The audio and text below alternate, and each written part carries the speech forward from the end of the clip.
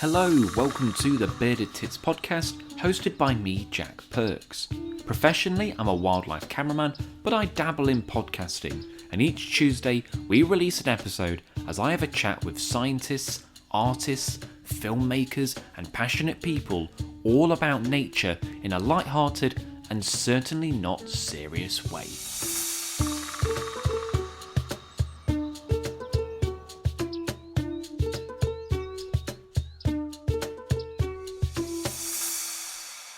Hello and welcome to the Bearded Tits podcast. I'm your host, Jack Perks. Now, I come from my mum's house today because I'm having a new kitchen fitted. Ooh, yeah, I know. So, I know nothing about it. My wife's dealing with it. I haven't got a clue. But I'm at my mum's, so I'm having to record in a rather echoey room today. So I apologise for that. The rest of the podcast won't be like this if you can hear a little bit of an echo. Now, today's podcast is with Dr. Mark Everard. He's an author, a scientist, a broadcaster, has a huge knowledge on freshwater environments, particularly in the angling and environment sector. And he's a good friend of mine. I've known Mark for many years now. We've collaborated on lots of projects, gone fishing together. So I knew that I wanted to get him on the podcast. He did actually pop up on the Burbot podcast, but this one we get to really delve into his love of fish, and in particular the little fish, the little guys that get left behind, things like minnows, bitterling, gudgeon, all the little stuff. So sit back, grab yourself a beer. Ooh, that's gone all over me. Pour it into a glass and enjoy the pod. Here's our chat. Well, hello and welcome to the Bearded Tits podcast. My name's Jack Perks and I'm your host. Today I'm back along the banks of the mighty River Trent. And this time I'm not alone. I'm joined by friend, angler and professor Mark Everard. He is Mr. Fish. What he doesn't know about British fish is not worth knowing.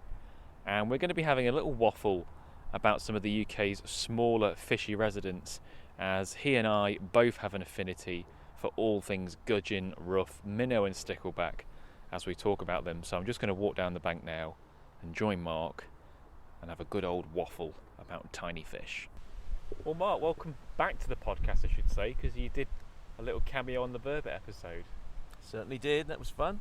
And we're out today on the banks of the River Trent, hopefully after not so little fish, zander and barbel. But today we're going to have a little waffle about mini fish and little fish. So the first thing I wanted to ask you was what kind of draws you to the smaller fish, because I guess you get lumped in with them generally. I know roach are a big thing for you, but also the smaller guys are what a lot of people know you for. Well, I mean, there's lots of things. As a scientist and as an angler, so I'll deal with those in series, really. Which is, well, let's take ourselves to the savannah with all the wildebeest and the zebras and the giraffe and massive biomass of elephants and whatever. But that's totally dwarfed by the biomass of termites in the soil. It's actually the little guys that keep the world spinning ecologically. And in fact, we could almost lose everything we can see in front of us and the world would not stop. But if we lose the stuff that is too small to see, then the world will stop. So we vastly underappreciate the things that we dismiss the most. It's easy to get sidetracked by the big and glitzy stuff, I suppose. Yeah, oh, absolutely it is. And you know, even the plankton in the river. You know, as a student, I studied zooplankton and phytoplankton, but the nanoplankton, which is the stuff that goes through the smallest phytoplankton nets, is functionally, you know, as or more important and as big. Yeah. You know, the bacteria and all of the rest of it that would go through a phytoplankton net. So if we get fixated on what we can see, I guess, and give it an importance that is sort of limited by our senses, rather than asking what are the really important things. Yeah, that makes sense. And with some of the mini fish that we get in the UK, although they're small, they're arguably more colourful. If you look at, say, a gudgeon or breeding colours in minnows, sticklebacks, bitterling, they outshine a lot of the bigger stuff, in my own humble opinion. Yeah, they do. Also, I mean, sort of clicking into angler mode, as it were, from scientist mode. They are what got us going, and that's where the sort of passion is, you know. Yeah. And I do feel kind of sorry for the generation that's sort of brought up on a buzzer and a bolt rig and a boilie, who doesn't get this huge, bewildering diversity of tiny stuff, and you know, the fascinating lives that they all have. Yeah, but when you look at a stickleback building a nest, or bitterling laying its eggs in a mussel, it's easy to miss, isn't it? It is. You've got to be sort of marginally obsessive, like you and me, to really get into all that stuff. But I think that's the polite way of putting it, isn't it? Marginally obsessive. I'll take that though. A question I get a lot, which is kind of going off field a tiny bit, but I'll put it to you as well, is it fish or fishes? Because I constantly get this. Okay. I know you know the answer, but just for the listeners. Yeah, grammatically, if there are a dozen chub in front of us, that would be a shoal of fish, because they're the same species. But if there's a chub and a barbel and a grayling and a bream and a tench, well, it would be a great swim to be in, apart from anything else. But they are fishes, right. Spanning the species. So that's the protocol. Because when I did my first book, Freshwater Fishes of Britain, I had so many smart asses go, that doesn't sound right, or that's not the right word. And I was like, well, actually, and I'm not anyone to lecture anyone on grammar, but that is the correct one. So we've cleared that up. Cleared the air. Yes. You mentioned angling as well, and I guess it's an interesting point with a lot of these mini species. But what's the cut-off point for a mini species? Would you say, like, is a dace a mini species, or is that too big? Like, where are we looking? Well, to be quite honest, it's a bit like the definition between a pond and a lake. Okay. I mean, there are various formalised definitions, but they're only sort of rules of thumb, really. The real definition is a pond small and a lake's big. So Redmire, is regarded as a lake, but it's only a couple of hectares, couple of acres. It's actually pretty small. You could almost call it Redmire Pond, which sounds maybe dismissive. A fascinating thing about in the limnological community, in the watery community, there was a paper published sometime in the early 90s that said, what's the definition of a big river? And the definition was sort of a river that's big enough to scare a biologist. Basically, there isn't a cut-off. But I published another scientific paper which sort of said, what's the definition of a small pond? And it's a pond small enough to scare a biologist. And the rationale for that is, if you have a river and a similar river, they're going to be similar ecologically. But you can have a little pond here and a little pond, 40 feet away, and a little pond 60 feet away. And ecologically, they're going completely different directions. So the smaller the pond, the greater the complexity. Yeah. Which is sort of getting round to sort of saying small and large are, in the eye of the beholder. Really. Yeah. So dace, because people match fish for them, and there's a decent sized British record of £1.552, 1 pound 5 ounces, 2 grams. It's kind of not really thought of a little fish. No. But ironically, the silver bream, because it is, as my latest book title says, Britain's most neglected freshwater fish, is thought of as a little fish, even though the record is 3 odd pounds. 3 pounds. Yeah, that's a hell of a silver bream, though, isn't it? That is a hell of a silver bream. Yeah. There's no official. Essentially, the short and curly of what you're saying is there's no official cut-off point. I always think if it's under a pound, I see it as a mini fish. Pretty good rule of thumb, to be quite honest. And a dace over a pound is an absolute specimen. Oh God, yeah. And a silver bream over a pound is a specimen too. Maybe not in the pound dace category, but of course mainly where silver bream prosper, they prosper in numbers and tend to be small. Oh, so you need stunted almost. Yeah, I mean, where they thrive, and where they don't thrive, they're absent in the main. Right. Never know. We could get a silver bream today. They're in the Trent. Yeah, if they've got a hankering for a gob-sized boilie, I guess, or pellet. But a record silver bream. It could happen. You never know. It could happen. Well, oddly enough, I caught a fish that could have been a record just on Wednesday this week. Actually, 2 days ago, I was baited feather fishing off Lou, and I had a horse mackerel.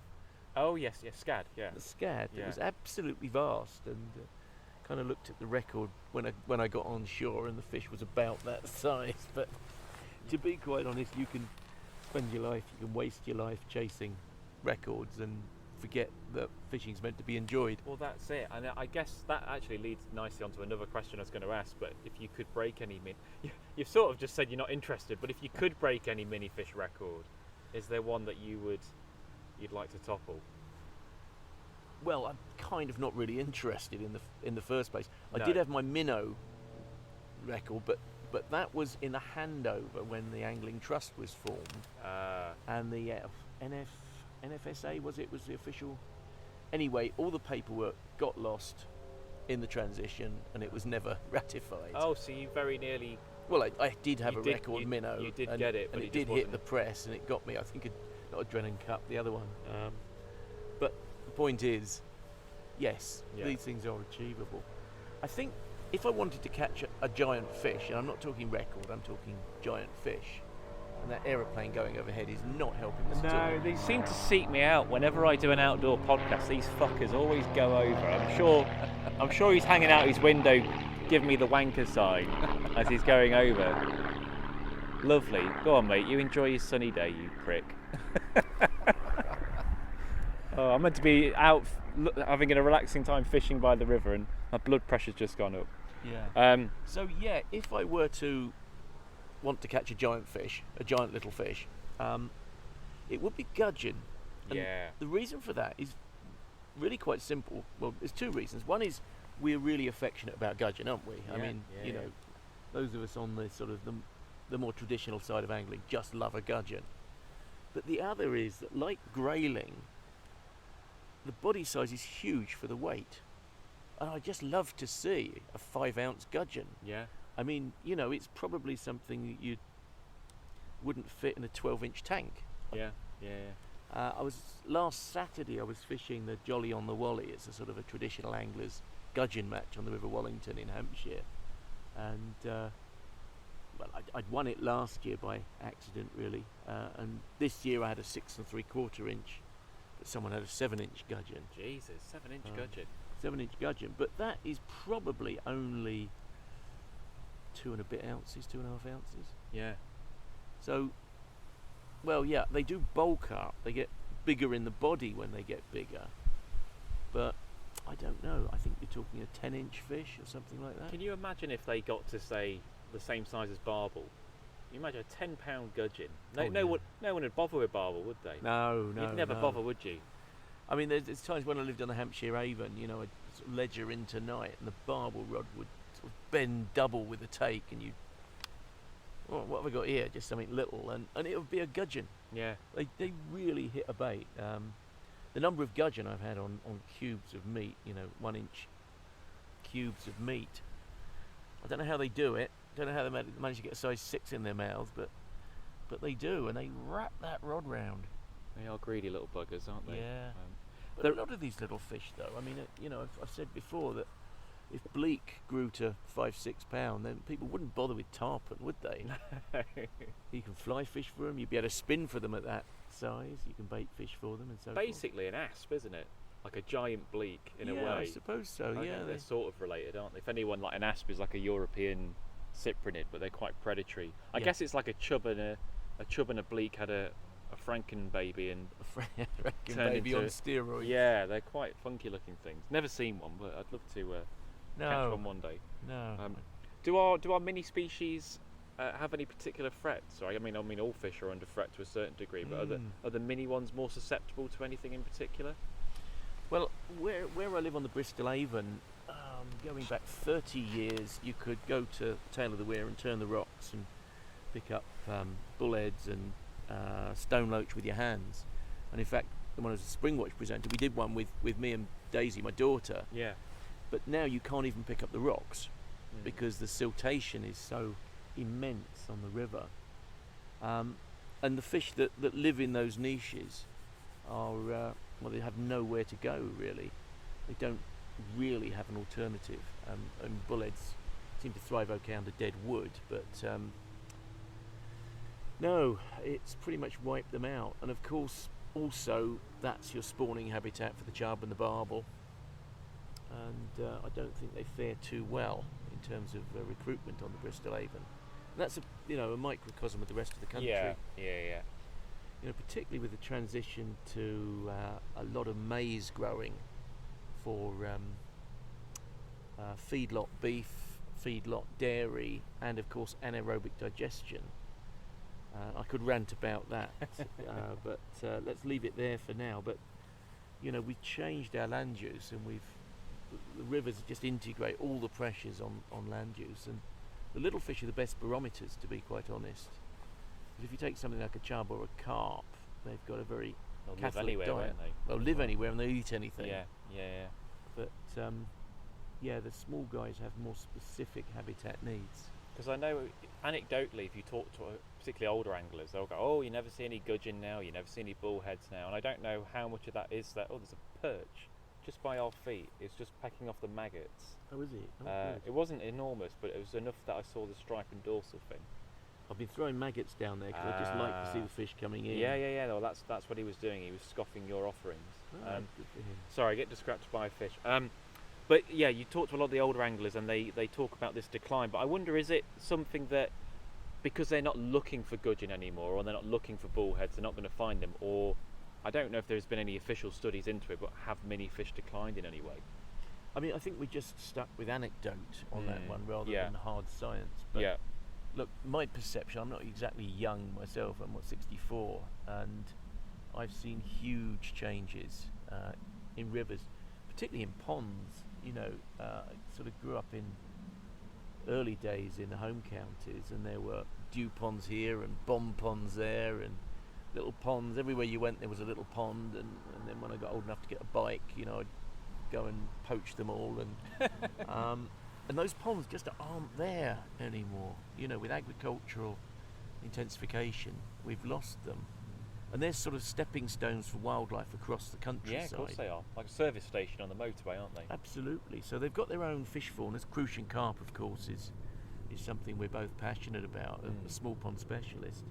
But if you're a dragonfly, if you're an owl or a swallow or something that can use that water body or get food that comes off that water body, then the countryside becomes quite a hostile place. We talk about a green and pleasant land, but green is not the same as biodiverse. No, the state of the country currently, I won't go down that rabbit hole just yet, we will be here all day, but it's not looking ideal. And I guess that kind of brings you on to why people should care about these little fish. I know you've talked about them being like the barometers and the canary in the mine for our wider ecosystem, but they're an important piece of the puzzle, aren't they? Yeah, they are. I mean, again, if we just had big fish, we wouldn't have these important cogs in this complex food web that we are part of. Yeah. And ultimately, the quality of the water we drink and the quality of the air that gets purified by nature, fertility of the soil, economic resources, all depends on nature functioning. And if we ignore the little cogs in the machine, then the big cogs will not function well. And there are real consequences, real human consequences to it. Well, I guess if you want to look at it from a bare bones point of view as well, all these little fish are protein for everything else. They're a really important resource for whether it's kingfisher, whether it's perch or pike or otters or whatever megafauna that we like to see. They wouldn't be there without these little guys unwittingly being food for them. Not necessarily by choice, but well, let's look at that little perch. It was snacking on tiny invertebrates that are too small to bother a kingfisher, too small to bother a chub or whatever. But then it becomes the next in the chain. Yeah. The pike has the perch, and something else eats the perch. With the pike, sorry. So it all goes on. Most mini fish, I guess, people look favourably, but there are a couple of non-native ones as well. With the two main ones that spring to mind are topmouth gudgeon and sunbleak or motherless minnow, whatever you want to call them. And it's ironic because you'd think that species like zander and catfish would be kind of public enemy number one, but I know the Environment Agency have really got a bee in their bonnet about topmouths, and I think the way to get rid of them, they rotinone, don't they? They pretty much nuke a pond to kill these things. Yeah, they net out the big stuff, sift through it to make sure none of these little critters are straying with them, put them somewhere, and then just blitz the pond, rotenone. I mean, the problem is that the TMGs, top-mouth gudgeons, they... TMG. TMGs, yeah. I like that. if you're in the game, it's a TMG. Okay, I'm out of the game. I'm going to get back in now. Okay. TMG, they will spawn multiple times a year. They mature very early, and there's a certain amount of spawn protection by the males. And then the fish eat eggs and fry of other species. So they effectively stop the recruitment of the other species. Right, okay. So you can end up with basically a pool of TMGs in the long run. But they're not currently they're not widespread in the UK, are they? No, it's kind of the they're banged on the head when they're caught, colony by colony. Right, okay. But yeah, I mean, they are a real threat, even though they're tiny. What were they known as in the aquarium stage? Stone Morocco, weren't they? That's it. Yeah, that's right. So they've come in on the aquaculture, but they've naturalised, or not exactly naturalised. They've colonised, and the thing is to try and eradicate before they naturalise, because we could end up with a radically changed fauna. Yeah. As a result. No, definitely. I know, because I'm actually heading to Amsterdam next week, and I'm going to take a little fishing rod with me, and they've got a kind of invasive goby called a round goby, which, as far as I'm aware, we don't have in the UK yet. I say yet because if I look at it cynically, it's probably only a matter of time, but they've kind of raged through most of Western Europe. I think they're a Caspian non-native, so like you've got demon shrimp and killer shrimp and all the mussels. I think that these gobies fit into that kind of biome, Yeah, the don't they? Pontocaspian. Yeah, they've kind of invaded. On bits of the Danube, they are the highest biomass. Really? Yeah, I mean, absolutely massive. They're omnivores. It's a strange one, actually. I got talking to some continental scientists about that when I was doing the burbot book. Yeah. Because they sort of share a niche. They hide in tree roots and cracks in rocks and whatever. Right. Burbot don't, they don't venture vast distances to predate. They ambush what's nearby, and they're really good food for burbot.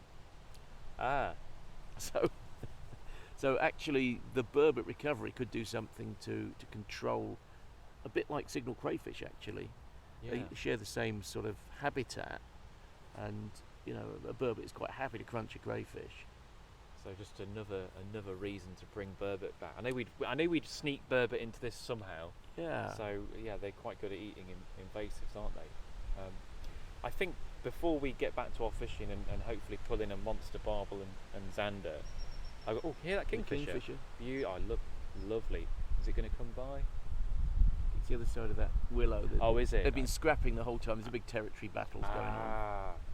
There's been a few going up and down there. Apparently, the Trent is meant to have the highest density of kingfishers in the country. Is it? I can believe it. Because we've got a lot of steep sandy banks and just so much food for them. So it's a brilliant river for them. But if you go to a really big river like the Loire, Is that French? Sounds French. Yeah. Not the Loire. One of the other ones. But you see, there's one territory one side of the river and another territory the other. Oh, really? They're skirmishing on the sandbanks. It's brilliant. We don't have rivers that big in the UK. No. Dordogne, the Dordogne River. I've seen them okay. doing it. Yeah. So they're amazing. I do love seeing a kingfisher. What I wanted to get to was, do you have a favourite? I suspect I know what your favourite is, but do you have a favourite mini species? Difficult. I mean, probably gudgeon, because they're just so damn cute. Yeah, they are. Everyone loves a gonk. Yeah, everyone loves a gonk, and it's difficult to put your finger on why. I mean, as kids, they were, a gonk was a bit special, and I still take huge pleasure in catching gudgeon. But also, I think they've got, if you look at kids' cartoons, they've got the big eyes and whatever. They've actually got almost like a cartoon face. Yeah, I never really thought of that, but they do. Yeah, they're out of proportion, aren't they? Yeah. So I think they've got that sort of emotional appeal that the cartoon drawers sort of link into, you know. Yeah, I can see that. Yeah. I can see that definitely. And you literally wrote the book on them as well. Yeah. And it's been republished just recently as well. Okay. Gudgeon, the angler's favourite tiddler, it's called, which is An apt title. Yeah, well, that is pretty much it. And the rough book got republished as well.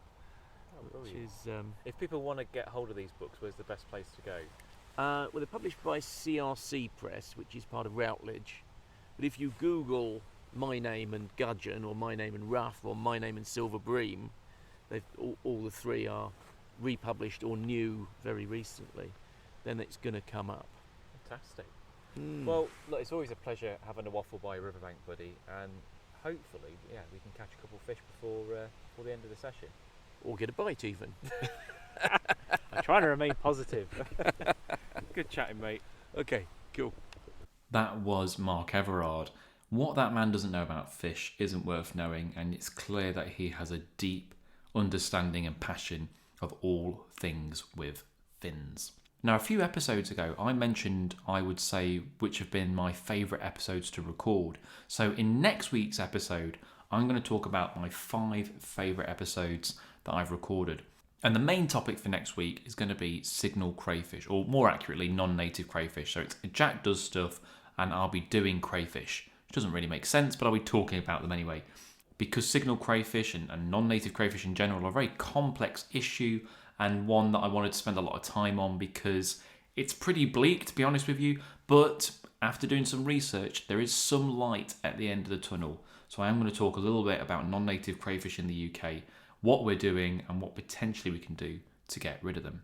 Now, if you enjoy the podcast, you can follow us on Twitter @TitBearded and over at Facebook on the Bearded Tits Podcast.